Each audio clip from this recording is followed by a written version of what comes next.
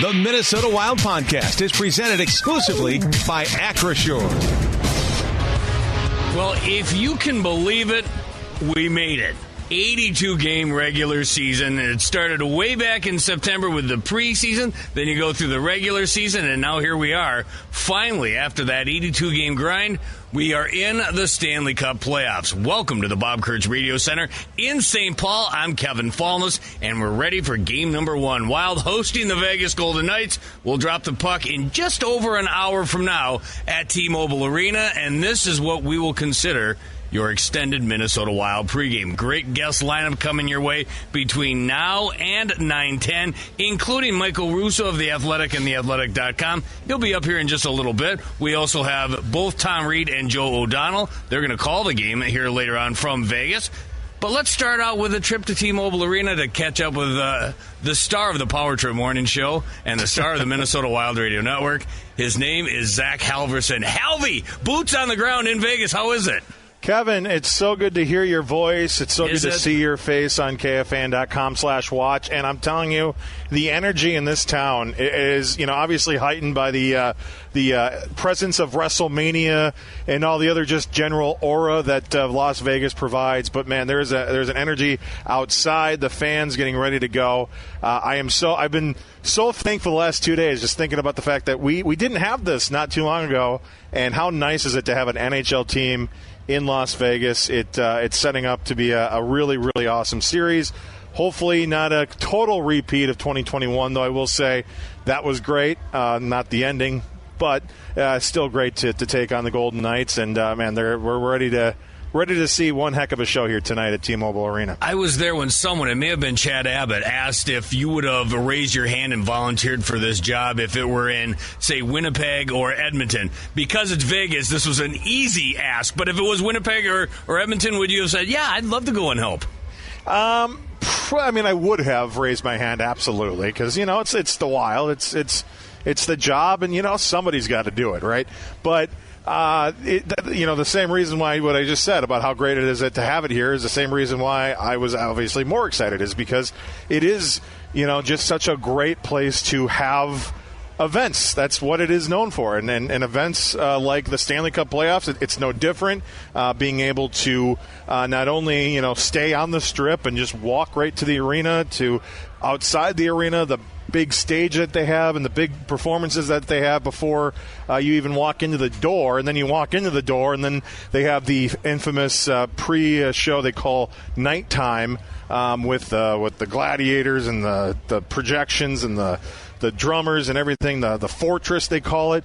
There's just, yes, obviously I like Vegas for a lot of different reasons, and obviously there is a bias there. But as I told Chad Abbott just a few days ago, and I tell everybody, regardless, even if you don't even like hockey, Las Vegas, Vegas Golden Knights game is, I think, a must-do just for the spectacle that it is. They do such a great job down here of entertaining the fans off the ice, and then obviously, unfortunately for us, their team has done a phenomenal job entertaining them on the ice as well over the short time they have been in this league. Yeah, Stanley Cup champs back in 2023. You alluded to the fact the Wild and Golden Knights went toe-to-toe in 2021.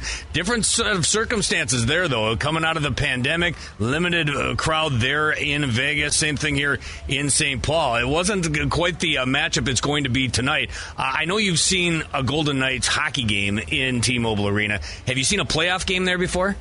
Yeah, I was here for Game 7.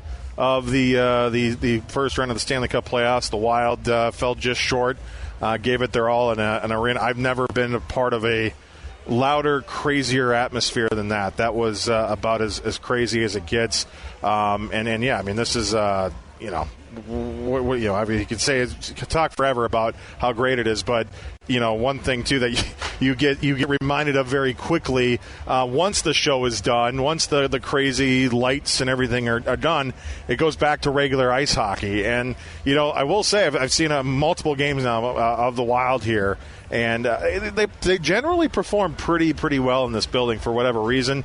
It makes the Zeev storyline all the more interesting to hit the ice and to be surrounded by all these distractions, all this pressure.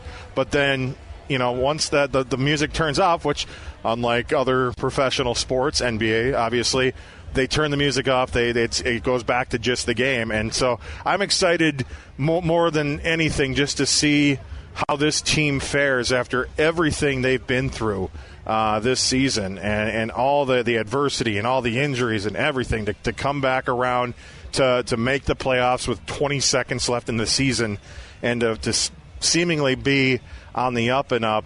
The cool thing is I think, know kind of what to expect with the Vegas Golden Knights. I don't think we know what to expect with the Minnesota Wild, and especially under these circumstances, anything can happen tonight. 4 of 5 coming down the stretch. All 4 of those wins were in overtime, including in Game 82. You needed at least 1 point to get yourself back in the playoffs. They got there, and now the Wild will be back in the Stanley Cup playoffs for the 14th time in franchise history. Drop of the puck about an hour away as the Wild take on the Vegas Golden Knights in this best-of-7 series. You heard Halvey talk about it. If you want to watch us live on the KFAN YouTube channel, you can do it. KFAN.com/watch. Of course, you can listen to us all across the great state of hockey on that free iHeartRadio app. And if you're tooling around the Twin Cities, of course, you can listen to us right there on FM 100.3 KFAN. We got Russo coming up here in a little bit. If you want to put something in the comments section, you can. We take your questions right to him. Talk right to Joe and Tom, or whatever tickles your fancy. We'll be happy to do that for you here as we get ready for game number 1.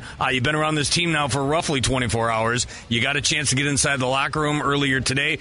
I know everyone's saying the right thing. Everyone's feeling confident going into a best-of-7 playoff series. What was the vibe like as you talked to John Hines, the players, and had that cool KFAN mic flag? About as focused as I've seen them, and that's obviously what it should be like. I mean, they are very just all business here right now, despite all the craziness around the strip and all the lights and all the flair. This team is about as focused as I've seen them. Jared Spurgeon talked about it. I mean, it just to have this opportunity here, they recognize the stage that they are on, the stage that they've earned through painstakingly, especially in that second half of the season to get to. But yeah, I will say they didn't sense a lot of nerves and didn't sense a lot of anxiety. Just sensed a lot of get to business, get the job done, and do what you need to do to pull out a victory here, because we all know the game 1 numbers. If you win game 1, your percentage chances of winning the series go significantly up. You want to get a good start, and this team is, I think, in a position where they certainly could get that good start they need. We'll just see what happens once the puck is finally dropped here on these playoffs. They're healthy. They got good goaltending for the majority of the season. Philip Gustafsson was on his game. They're going to need both of those in spades if the Wild are going to survive this best-of-7 series against the Pacific Division champion. Outside of the building, you said that, I mean, it's a tourist destination. I'm not breaking any news. Everyone loves to go to Las Vegas. Is there a buzz in the area? You're talking about WrestleMania. Whatever's going on there, but there is an NHL hockey game going on, Stanley Cup playoffs, and for those hockey fans, it's a big deal. Can you feel that buzz around the street? Yeah, I mean, you could feel it from the very beginning of the day when we walked over about 11:30 in the morning. Hi, Joe O'Donnell saying hi to KFAN.com/watch. There was a guy in a Wild jersey outside at about 11:30 this morning. I would never dare to touch his hair. I was talking to Joe. Oh, come on. That's wow, man. Hi, Joe. Good to see you. I'm going to just carry on from there. The buzz around the streets. Yes, 11:30 this morning on the way to morning skate, I saw a guy out in the Toshiba Plaza out here outside T-Mobile Arena in a Wild Brock Faber jersey, passed out at a table. I mean, if that doesn't tell you, welcome to Vegas. Welcome to Vegas. I don't know what does, but no. And then we, walking around here, you see the Golden Knights jerseys, you see the shirts. I saw some Wild gear out there as well.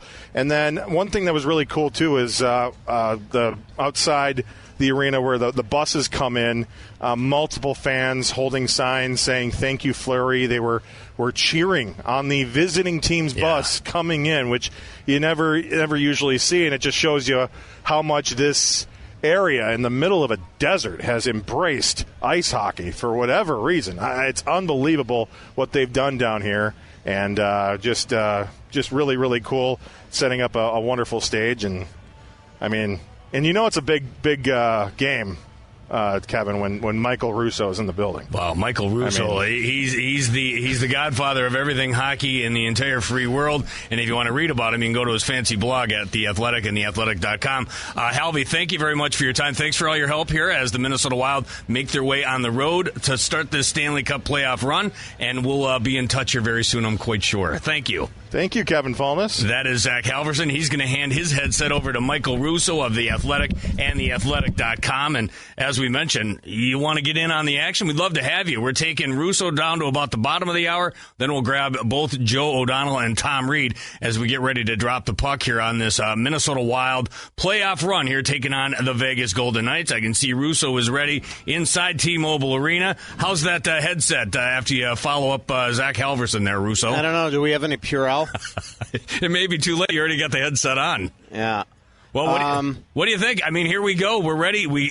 You got a chance to enjoy the Stanley Cup playoffs last year because you went and followed another team and just covered whatever. I think you were following the Florida Panthers. But for the Wild and the Wild fans, back to the Stanley Cup, it feels like it's been long overdue. Yeah, exactly. I mean, this is where you want to be. You'd love to see him to go on a run, but you got to make it to do that.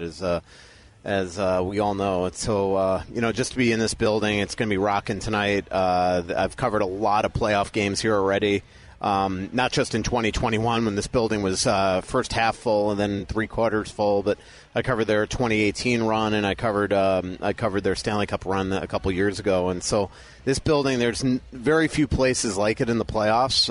It is what you would expect in Vegas, just total entertainment, and they turn it into basically a Vegas show with the showgirls and everything along the glass during warm-ups, and they do everything they possibly can to get this place hopping. And it's proof that prayers can be answered because everything I listen to you on, whether it's the radio, reading your stuff, listening to your cool podcast, you basically were lobbying for the Wild to finish in this position so they could go to Vegas for the Stanley Cup playoffs. Yes, exactly. This is my second home. As much as you like to think it's Florida, it's Vegas. This is probably where I'll retire one day. But, if you had your choice between Vegas and Winnipeg, I think we know what we'd pick. And so it was total selfish, and it became a shtick. Look, this is a very tough opponent that the Wild are going to face. There's a reason why they were the second biggest dogs heading into the playoffs. And, look, the way the Wild played down the stretch doesn't lead to a lot of confidence, when you go to places like Long Island and Calgary and not be able to perform. But look, everything's reset now. They're getting a lot of juice, I think, tonight by putting Zeev Buium into the lineup. Yeah. You might as well, right? I mean, you need some pizzazz against this team and to give them a look that they hadn't seen. The issue that I think is a bit concerning if it carries over to the playoffs is that the Vegas Golden Knights were the lowest took the least penalties in the league this year. And you just don't know how many power plays the Wild are even going to get. So, look, when there, as we learned in that Dallas series, when there are not a lot of special teams, you better perform at 5-on-5 or at least get that goal or protect the goal. And what I remember about that Dallas series is that the Wild, for the most part, played pretty well at 5-on-5, but then wound up leaking oil from the penalty kill standpoint. I don't know if they're even going to, they don't take a lot of penalties, the Wild, and they certainly don't draw a ton, and we know that Vegas doesn't take a ton. So I think this series could be really won or lost at 5-on-5, and they are going to have to. That's the bulk of your play. We talked to John Hines about it this morning, and I just think that they're playing a very, very deep Vegas team right now. That's the thing about Vegas. You look at them, you don't see a weakness. But go back to the Minnesota Wild for a second. For the first time since November, this team is healthy, and they were for the final 4 games of the regular season. Yep. At this point in time, when you look at Kaprizov in particular, because I think Ek can get by on one leg, and that's just the type of game that he plays. But Kirill Kaprizov, he needs to be on another level for this team to find success. What did you see from him coming down the stretch? Yeah, I saw rust. I mean, obviously he was really good against San Jose, not very good against Calgary, better against Vancouver, and okay against Anaheim, and he admits that as well. And I think if this series is going to be one for the Wild, it's going to have to do with 97 and 32. Kaprizov's got to be a monster in this series and show that he is the best player on the ice, and Gustafson's got to be great because Vegas is going to come out humming. We know that Eichel, he lifts his play in the playoffs. 2 years ago, he very well could have won the Conn Smythe. He also, from a shot volume standpoint in the playoffs, he becomes that guy that loves to put pucks on net. They've got a great blue line, led by, in my opinion, Shea Theodore. I know a lot of people look at Petro, but Shea is a proven playoff performer. Has scored, by the way, in game ones of series a ton in his career.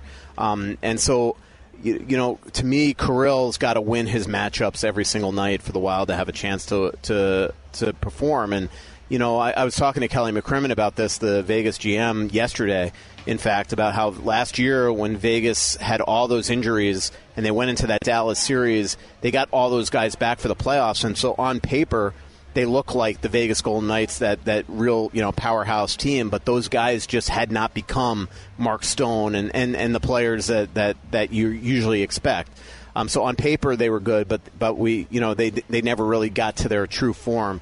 And from, you know, Joel Eriksson's point of view, he's been tremendous. And by the way, yesterday in practice he looked awesome. The problem is Kaprizov right now still has not gotten to that game. And so I don't know what he's feeling, if he's truly 100%. He would not tell me that the other day. Obviously he's coming back with an injury that, you know, you could be, you know, you've got to be really confident and not thinking about it, and he doesn't want to think about it. How important were those 4 games, though, down the stretch? I mean, there was a lot. Bill Guerin caught a lot of flack for not using the LTIR, but if he did, then if you think they're rusty now, if they didn't get those 4 games down the regular season, they're thrown right into the fire here for game 1. What would be your expectations then? Is Guerin vindicated for his decision now? Yeah, I mean, it's twofold, right? Maybe if he makes those moves and gets some help at the trade deadline, they don't have to, battle the way they did at the end to even just make the playoffs, right? But we'll never know that. So to your point, absolutely. Especially from an Eriksson X standpoint, we know right now that he is playing on top of his game and needed those 4 games, and looks like he is truly rested from just a bunch of different nagging injuries that he's had this year. And same thing with Kirill. If Kirill is rusty in the 4 games that we've seen him, at least what he says, what would he be tonight to have to go into a game in this building against a team that's going to be going 500 miles an hour? So, to your point, look, they made the playoffs.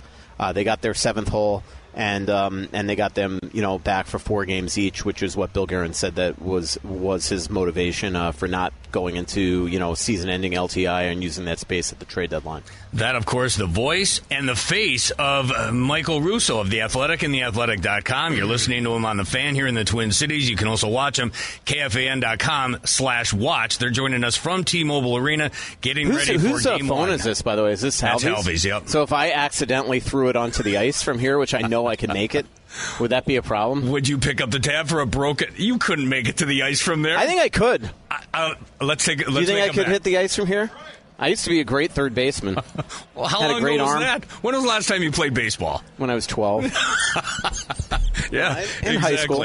Again, join us, KFAN.com/watch. You can also find us on the free iHeartRadio app. Michael, you touched on Zeev Buium. I'm excited to see him. I wish I could have saw him at some point in the regular season. Things didn't break that way. Game 82, I get why they made the decision not to play him. But convince me why he's ready for this stage. Cale Makar, Brock Faber. I mean, he's joining elite company, jumping right from the NCAA to the professionals and the National Hockey League. Why is he the guy that can get this done? Yeah, and by the way, there's already, so this must be family, don't you think, Joe? 3 Buium jerseys at the glass right now. Awesome. Number 8. So why is he ready? Well, first of all, he's just got incredible confidence. I mean, you could just see it. I'd be freaking out, and he was just laughing away and all. He was sitting with Joe this morning, joking around, and he looks like he is, that this moment won't be too big for him. He said yesterday that, during the day leading in, he expected nerves, but once he got on the ice, that would probably go away. And so we'll see. This is going to be a true test tonight. I think that the Wild, a couple weeks ago, I really didn't think, not even a couple weeks ago, a week ago, I didn't think that they were going to do this, at least for Game 1. I thought they'd wait for a loss and sort of build them in there. I don't know if that last regular season game where a couple of their defensemen made some really bad decisions with the puck finally, caused them to just say, you know what, we're going to do it now. So I'm excited to see him. But he is just gifted. Like, just watching on the ice this week, really, which is my first time in person being able to watch him. he's just got everything that has been advertised about him. The way he gets up ice with the puck, his way that he can dipsy dangle, the way he slides along the blue line to create shot lanes and passing lanes, is truly elite. And so he's going to have a long, long career in the NHL.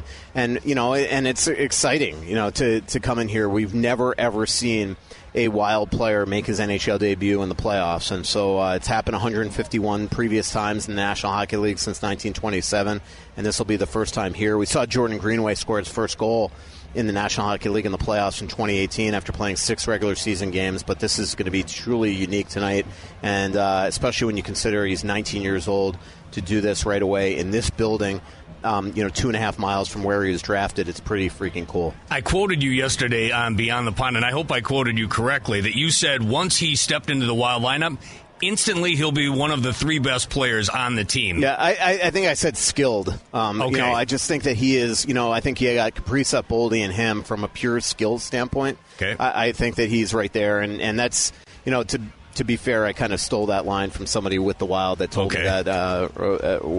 But, I mean, just watching him, he's got true gifts. There's a reason why the Wild were so excited last year to draft him. And remember, they were making a trade at that pick. Like if Philly doesn't move up and give them that pick at number 12, they were trading their first round pick to Winnipeg for Rutger McGroarty, and Winnipeg was truly motivated to get that deal done. And when Zeev was there, it changed everything. If you had to, the X factor in this series, what is it for the Wild? For them to be successful, they got to be healthy, they got to get goaltending. But who needs to step up besides Kirill Kaprizov? Assuming you get whatever you can out of Kirill Kaprizov, who else in that lineup needs to step up and help him out? Well, I don't want to, state the obvious, but it's got to be Gus. I mean, he is just got to be really, really good. And we saw him really, really good in Game 1 in the Dallas series where he had 50-some-odd saves in that double overtime win, and he performed well that series. Their penalty kill was really the area where the entire team floundered, and they probably cost themselves that series against Dallas. But the one area that they have to do a great job is getting to the inside on this team. They got big physical defensemen that make it very tough for you to get into the inside. But I think if you do, and you got Adin Hill getting laterally, I think he could be beaten there. And so we'll see if they can get to that point. But if Eriksson Ek and those guys can get to the inside, I think that they'll do well in the series. Like you say, how do they do that with that blue line? I mean, this might be the best blue line in hockey. Yeah. Am I wrong? No, I agree with you, and I just think that it's going to take a lot of courage to get there, and we know a couple of the guys have that in Eriksson Ek, and Foligno and those players, but you want to see Rossi continue to get there and try to break down defense, and obviously Boldy is the one that we haven't mentioned yet. He was really good down the stretch. He scored goals with the type of determination that Bill Guerin has really longed for in his previous 2 playoffs that we haven't seen. He's got 1 goal in 12 career playoff games, and so for him to continue to really pile up the shots and the goals and be a threat, he's got to play the way that he did in the World Championship last year, the way that he played down the stretch this year, and at times in the Four Nations, and that's not be so perimeter and get to that inside. And what the other thing on the power play that I do like, if the Wild are lucky enough to draw him against a team that doesn't take a lot of penalties, is by having Zeev now at the point, it gets Boldy back into a flank position where I just didn't love him at the point. I thought that in a 7-game series against a team like Vegas, it's very aggressive on the penalty kill. I was a little worried that he'd be a shorthanded liability back there. And I think that this gets him into more of a position that he's accustomed for. One more question for you. When he was in Buffalo, I wasn't a fan of Jack Eichel. I didn't see a lot of him either, as Tom Reid. I know, he's a role player. Turned from a role player here. Right? Didn't call him a role player. I thought he was a crybaby. I didn't realize how good he was until he got out of there. And I bet nobody feels more renewed than him. Getting out of Buffalo, he's gone to Vegas, and he has absolutely blossomed. What kind of a superstar is he? And how? I mean, I convinced Mike Rupp that Kirill Kaprizov is one of the top 5 forwards in the entire National Hockey League yesterday. Jack Eichel has to be right in that conversation. Yeah, I mean, probably a top 10 guy, and he's as good a two-way center as there is in the National Hockey League. I mean, he was number 5 on my Selke ballot. He was on my Hart ballot. I think the world of him. I think that he is an all-around hockey player, and he's developed that here in Vegas. Like, I don't think when he was in Buffalo, a lot of people thought that he would take care of the other side of the ice the way that he has. Everybody always knew his skill and his talent and things like that, but you'll see him tonight. I mean, he can play make, he could shoot to score, he can get back on the back check. He's excellent on the penalty kill with William Karlsson. He's tremendous on the power play. He takes their big draws, even though that's not probably his biggest strength is in the faceoff circle. But he is just a true stud and absolutely vindicated coming here. I think it was a tremendous trade by Kelly McCrimmon to get him. Obviously, we know the Wild were in the mix at the time. They let him have the surgery that he wanted, and then he comes in and like I said, I mean, in that 22 Stanley Cup run, he easily could have won. I think he was number 2 on my Conn Smythe ballot to Marchessault. But if you ask Kelly McCrimmon, he and everybody with the Vegas Golden Knights, they basically say that he was their playoff MVP. Put any money down at the tables? Played any cards yet? Anything like that? Little craps. Yeah, that's it. How'd you do? But I do have to give. I've done okay so far at the craps table. Okay. Not as well as I should have walked away a couple times. But I do have to give the mic back because it feels like Tom Reid's getting impatient here. He wants the headset back. That's fine. We'll cut you loose. Thank you for doing this. I'm sure we'll hear you all week long. We'll read all your great work, and anywhere there's someone talking hockey, we know there's a microphone in front of your face. So thank you, Michael. Well, thanks, Kevin, and thanks for sending Halvey out here. That was very kind. You should have seen him try to get into the building this morning. I asked him, hey, you want to go to Vegas? And he actually squealed. He just jumped up and down. He was all happy. So, yeah. All right, well, thank you. Go enjoy the hockey game. We'll talk to you later. That is Michael Russo of The Athletic and TheAthletic.com out there at T-Mobile Arena. We're going to squeeze in one break, and then when we continue, right back out there into the belly of the beast, we'll talk to Tom Reid and Joe O'Donnell. They'll have all the play-by-play action in about 40 minutes or so from now. The Wild and Knights will drop the puck on game number 1 of this best-of-7 series. Join us, KFAN.com/watch. Join us on that free iHeartRadio app or listen to us right here on FM 100.3 The Fan. It continues next. Back on this extended Minnesota Wild pregame, getting ready for the Wild and Golden Knights. Game 1 is here. We made it through the 82-game regular season, and now we're ready for the best time of the year. It's playoff hockey, and the Wild are back in it for the 14th time in franchise history. Back out to T-Mobile Arena we go. We've got Tom Reid for sure joining us right now. Joe O'Donnell, if he's not there now, he's will here. Be soon. Good. Hi, guys. How's everything at T-Mobile Arena?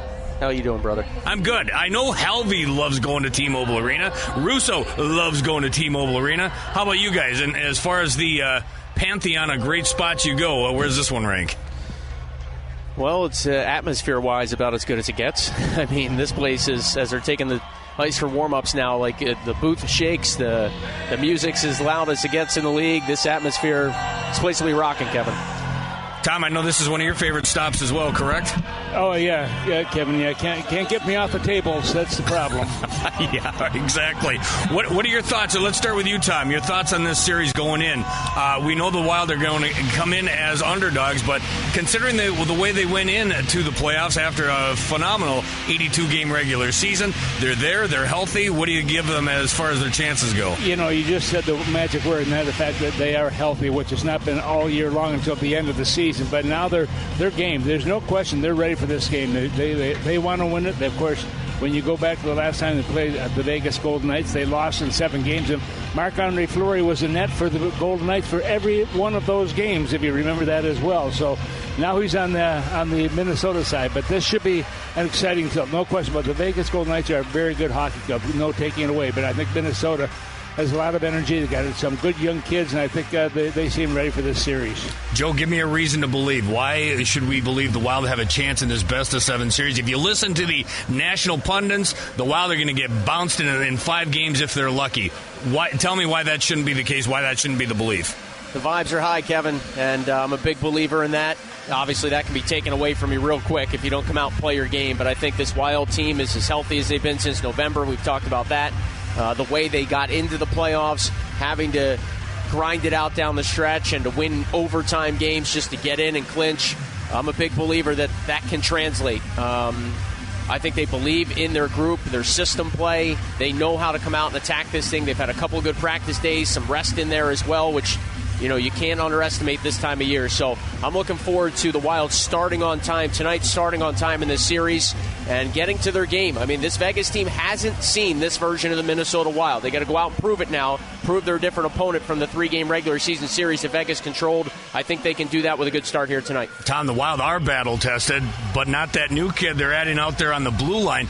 It's one thing to make your NHL debut at any time of the year, but game 1 of the playoffs, he's going to Vegas and is going to make his NHL debut against the Golden Knights. They're at T-Mobile Arena. What is this kid in for? Well, he's in for a shock, I think, to begin with. But you know what? He's got some good arsenal in his cage as well. Look at Brock Faber when he came into the league in Chicago after college year. He's a good guy to bounce ideas off of, and I'm sure that they have had their discussions at what it takes. But I think you're going to be very happy with what we've seen from Sev Bouillon. He's one of these guys that, or Steve Bouillon, excuse me. He's one of those guys that I think certainly is going to bring a lot of energy to this hockey club.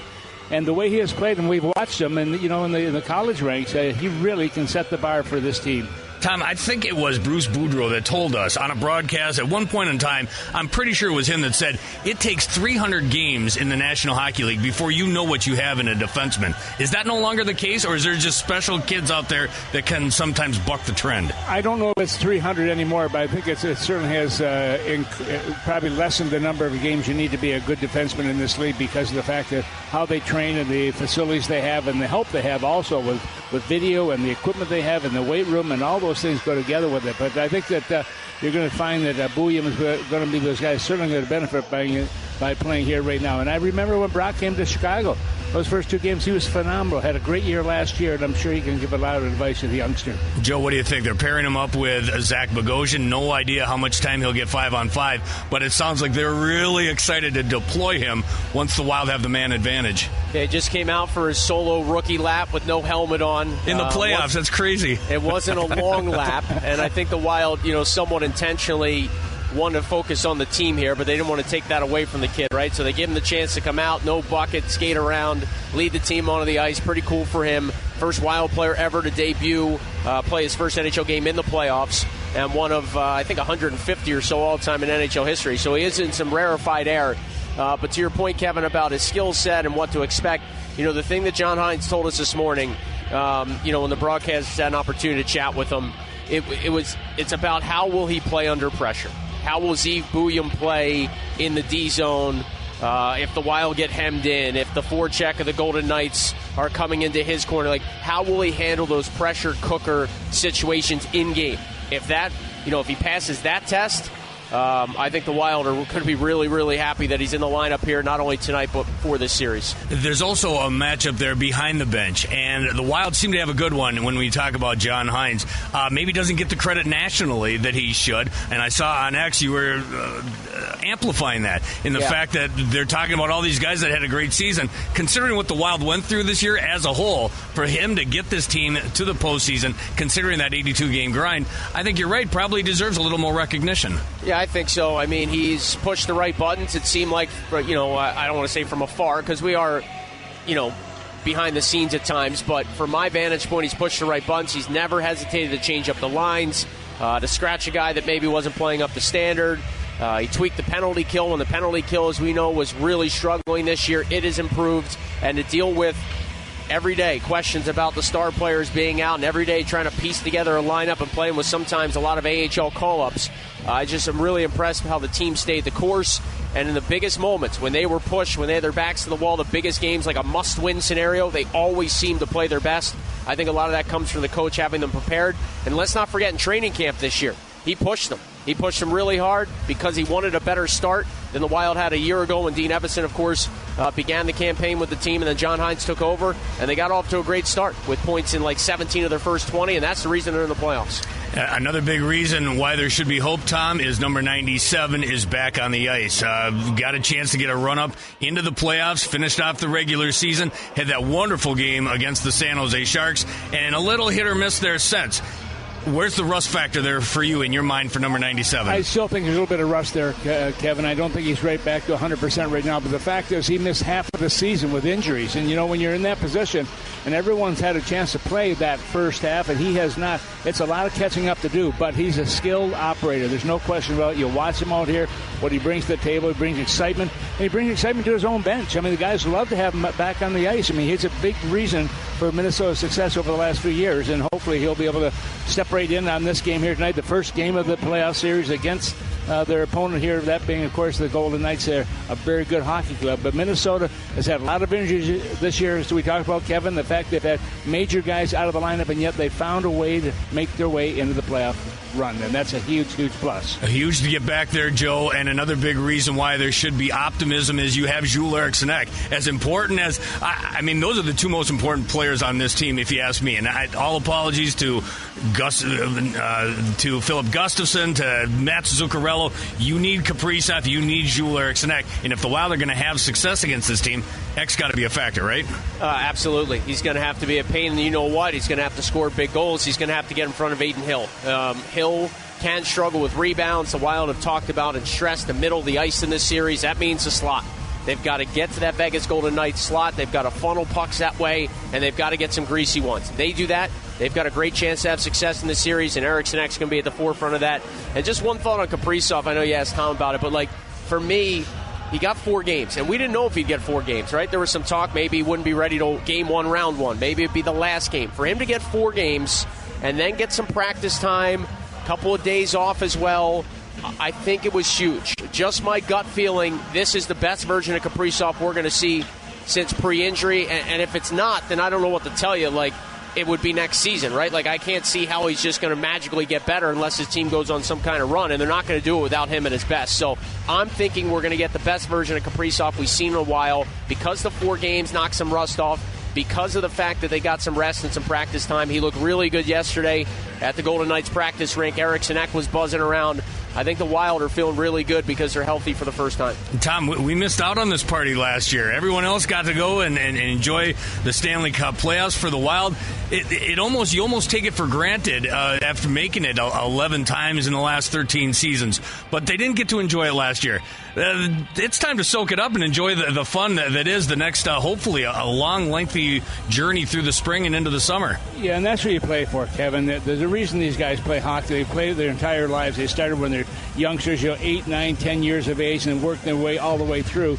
And they become noticed along the way. And when that happens, and all of a sudden, the family and themselves will think, hey, maybe I can make the NHL. I never really thought about playing the NHL until I was 20 years of age, when I got a letter from Chicago to come to camp. I never thought, because the league was very small in those days. It was 6 teams of the team at that time, and it was doubling it to 12 in '67, and that's when I came in.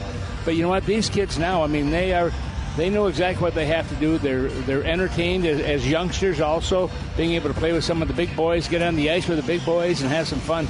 And I think right now that Minnesota right now is in a very good place with this hockey club. They know they got beat last year by this team, but it took last time they played against this team in the playoffs, but it took 7 games to do it. And they had Fleury on the other side. Now he's on Minnesota's side, so we'll see what happens. Gentlemen, call a heck of a game. We'll be listening. Great work as always. Can't wait to enjoy the ride. Thanks, Kevin. There they are, Joe O'Donnell and Tom Reid from T-Mobile Arena. And yeah, we're just moments away from the drop of the puck. Still got a little more pregame fun coming your way. The puck drop will be at exactly 9:10 in the Central Time Zone. 82-game grind.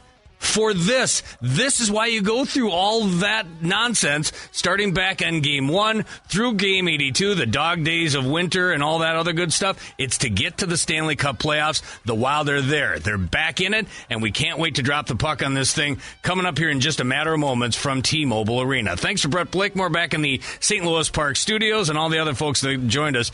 Get ready. Here we go. Live from Vegas, next on The Fan. For an extraordinary advantage in sports, you need a game plan.